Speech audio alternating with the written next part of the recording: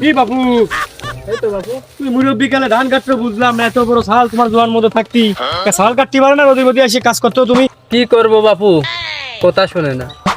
বাপু তাহলে শালটা বিয়ে দিতে আই।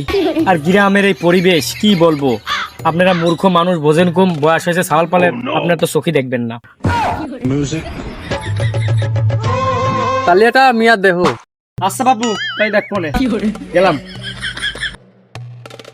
মার মার মার মার মার ওই ডান ডান ডান সাদে সাদে সাদে পর মার মার মার দেখিল দেখিল দেখিল দেখিল দে।